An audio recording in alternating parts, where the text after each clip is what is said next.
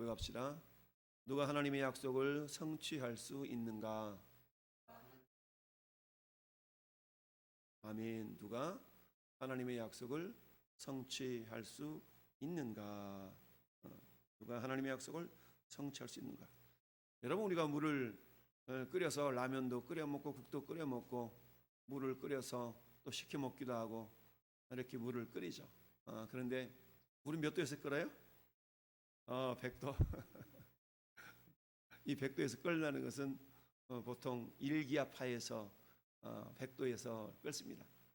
그런데 압력이 낮으면 저 산꼭대기에 올라가면 일기압이 아닌데도 일기압이 아니고 더 낮아지죠. 기압이 낮아지면 100도가 아닌데라도 물이 끓어요. 그러니까 높은 데 올라가면 냄비에다가 물을 끓일 때 돌로 이렇게 눌러서 우리 소위 압력밥솥 만들듯이 그렇게 해서 물을 끓여야만 라면이 익습니다. 그렇지 않으면 높은 곳에서는 기압이 낮기 때문에 100도보다 낮은 온도에서 물이 끓게 되죠. 거꾸로 우리가 압력밥솥의 원리는 높은 온도에서 끓게 되도록 만드는 것이죠. 그러다 보니까 어때요? 높은 온도에서 밥이 되니까 시간이 빨리 될 수 있는 그런 원리가 되는 것이죠. 자, 그런데 만약에 우리가 일기압하에서 물을 끓이는데 열심히 불을 떼다가 이 사람이 물이 왜 안 끓는 거야? 라고 95도쯤 돼가지고 가열을 멈춰버린다면 아마 물은 끓지 않을 겁니다. 그런데 우리는 보통 끓을 때까지 불을 떼기 때문에 가열을 하기 때문에 물이 몇 도에서 끓는가 이건 굳이 따지지 않죠. 단지 끓은가 보다라고 생각을 하지만 실상은 일기압하에서 물이라는 것은 100도씨가 되어져야만이 그렇게 되어 있습니다. 어떤 사람이 온도계를 꽂아놓고 100도가 되나 안 되나 바라보면서 물을 끓이는 것은 거의 과학실이나 있어서 행하는 모습들이죠. 이처럼 물이 끓기까지는 그야말로 100도가 될 때까지 진득하게 인내하면서 불을 떼야만이 물이 끓게 되죠. 자, 그와 마찬가지로 오늘 본문에 하나님께서 이스라엘 백성들에게 여리고성을 점령할 수 있는 그런 작전을 내리신 이 모습은 흡사 물을 끓이는 것과 같다라고 이야기할 수가 있습니다. 그것은 어때요? 자, 이 작전을 수행함에 있어서 일주일이 소요가 되죠. 굳이 왜 하나님께서는 7일이라는 기간을 하나님께서 두셨을까? 보통 7이라는 것은 완전 숫자다라고 이야기를 하죠. 그래서 굳이 7일로 생각할 수도 있지만 그러나 7일이라는 그 의미 속에서는 하나님이 주신 그 기회들을 최선을 다해서 사용하라라는 그런 개념도 담겨져 있습니다. 그래서 너희가 가서 여리고성을 점령하는 방법은 어찌 보면 단순하죠. 그것은 뭡니까?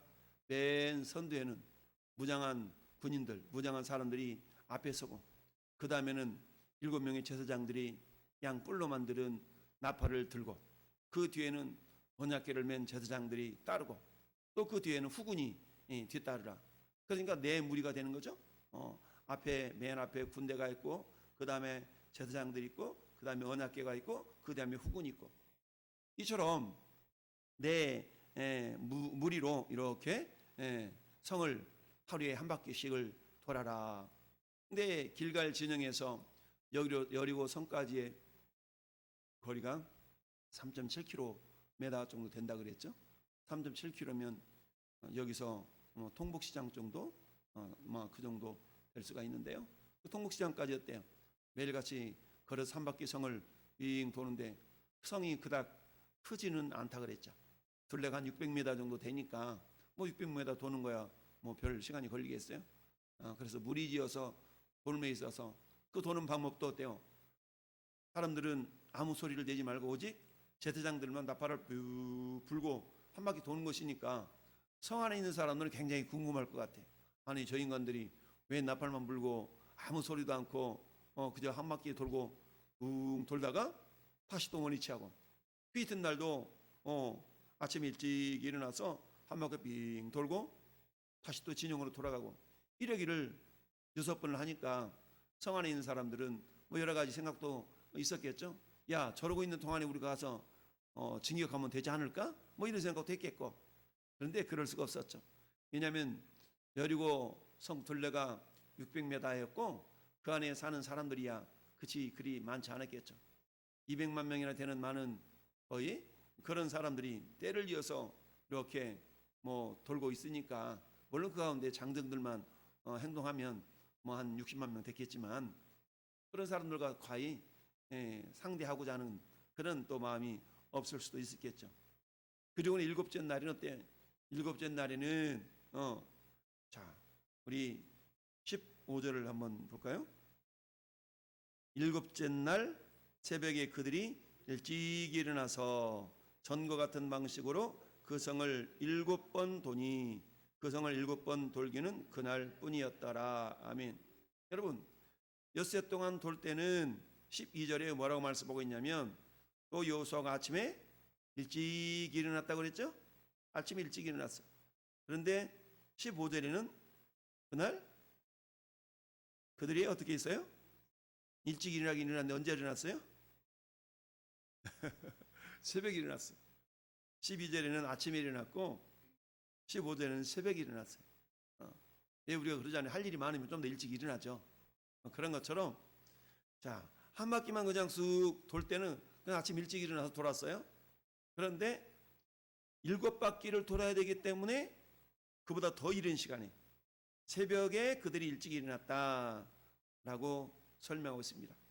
이건 뭘 의미하냐면 하나님께서 내린 이 작전을 수행함에 있어서 백성들이 그냥 주먹구구식으로 대충 돌다가 오고 이러지 않았다는 얘기입니다. 일찍이라는 의미 속에는 그야말로 최선을 다하여 라는 그런 의미가 담겨져 있고요. 또 한편으로는 깨어서 이 말이죠. 우리 주님 우리에게 말씀하고 있죠. 시험에 들지 않도록 깨어 기도하라. 아침에 일찍이 여러분 하나님이 아브라함에게 독자 이삭을 바치라 라고 말씀하셨을 때도 아브라함이 어때요? 아침에 일찍이 일어나 채비를 갖추고 그야말로 모리아 산으로 떠났던 걸 성경은 말씀하고 있죠. 이처럼 아침에 일찍이라는 말은 최선을 다해서 부지런히 머뭇거리지 않고 뭐 즉각적으로 이런 다양한 의미가 담겨져 있습니다. 그런데 일곱째 날에는 새벽에 그들이 일찍 일어났다라고 성경 말씀해요. 그만큼 할 일이 많았던 것이고 하나님께서 명령하신 이 작전을 수행함에 있어서 그저 적당히 하면 되겠지가 아니라 최선을 다해서 그야말로 꼼꼼하고 세밀하게 그 작전을 수행해 나가는 모습을 보게 됩니다. 그런데 7번째 제사장들이 나팔을 불 때에 여호수아가 백성들에게 이르되 외치라. 그러니까 6일 동안 백성들은 그저 돌기만 했지 아무 소리도 내지 않았어요. 그러면서 10절 말씀 보면 작전을 그렇게 내렸잖아요. 10절에 여호수아가 백성에게 명령하여 이르되 너희는 외치지 말며 너희 음성을 들리게 하지 말며 너희 입에서 아무 말도 내지 말라. 그러다가 내가 너희에게 명령하여 외치라 하는 날에 외치라. 그러니 지난 6일 동안에 도대체 언제 외치라는 거야? 이럴 수도 있었겠죠. 빙 돌면서 아무 소리 내지 않냐고 그냥 돌다가 그것도 7번째 날에는 어때? 7바퀴를 돌 때에 외쳤다.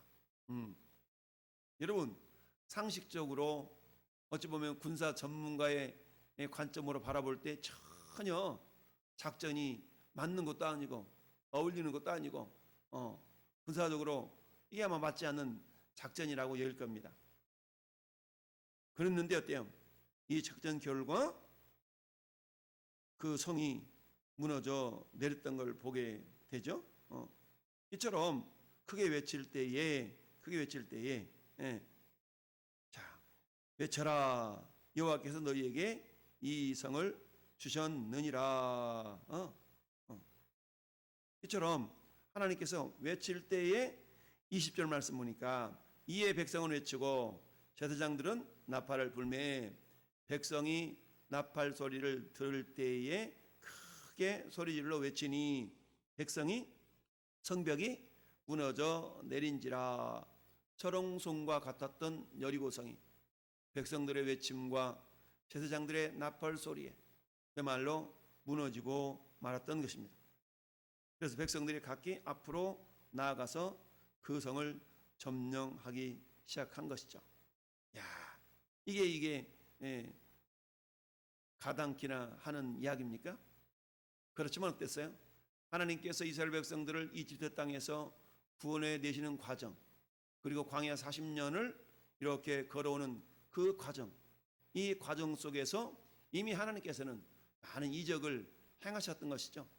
이적이라는 것은 보통 우리의 상식과 경험을 초월하여서 하나님 행하신 어떠한 능력을 이렇게 목격할 수 있도록 하나님이 하셨던 겁니다. 그러다 보니까 어찌 보면 백성들은 이해가 되지 않는 그런 작전이었다 할지라도 하나님의 말씀에 겸손히 순종해서, 그리고 하나님께서 반드시 우리에게 주시리라, 주셨다라고 말씀하셨기 때문에 그걸 믿고 순종할 때에, 그래서 어제 말씀의 제목이 그거 아니었어요? 칼보다 강한 것이 믿음과 순종이니라 라고 어제 말씀도 증거했는데요. 자, 오늘도 역시 마찬가지. 그렇다면 누가 이와 같은 하나님의 약속을 성취할 수가 있는가라는 얘기입니다. 이것은 두 가지를 생각해 볼 수가 있는데요. 물론 첫 번째는 믿음과 순종을 가진 자이겠죠. 믿음을 가진 자라야만이 순종할 수가 있기 때문이죠. 그래서 믿음의 순종을 하되, 그리고 그 순종의 모습에 있어서는 대충 적당히가 아니라 철두철미하게 준비하는, 이게 새벽에 그들이 일찍이 일어나서라는 단어 속에 함축되어져 있는 그런 의미입니다.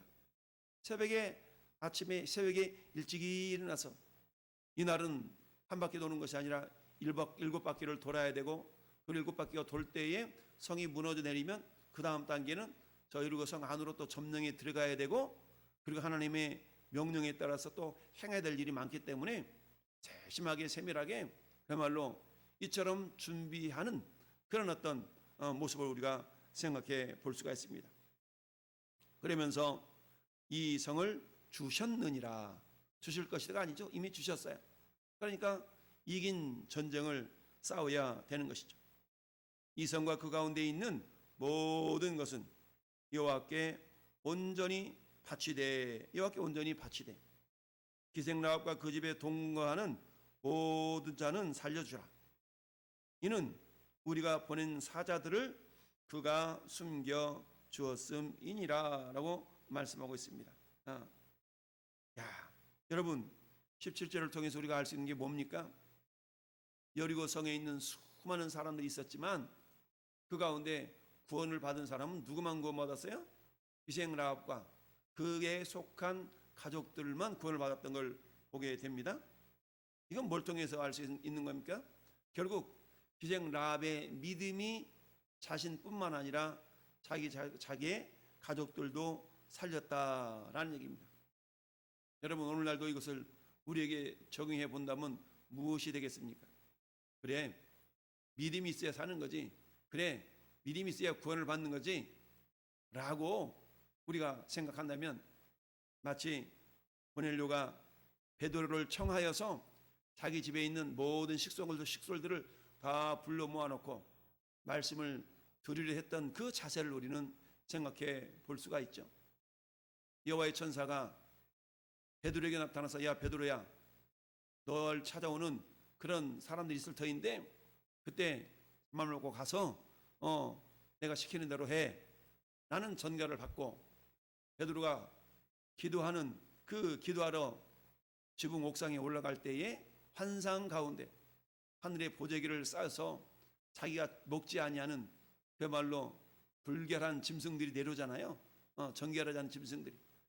하나님 뭐라고 말씀하십니까? 이걸 잡아먹으라. 아니 하나님, 저는 정결하지 않은 짐승을 먹지 않는데요. 무슨 소리야? 내가 정결하다 한 걸 네가 먹어. 이렇게 3번씩이나 보자기와 위에서 내려왔는데, 그때에 고넬료가 보낸 그런 심부름꾼들이 당도에서 초청하게 되죠.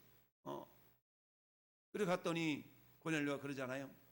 하나님께서 당신에게 하신 말씀을 듣고자요 우리가 다 지금 모여 있나이다. 말씀을 듣고자요.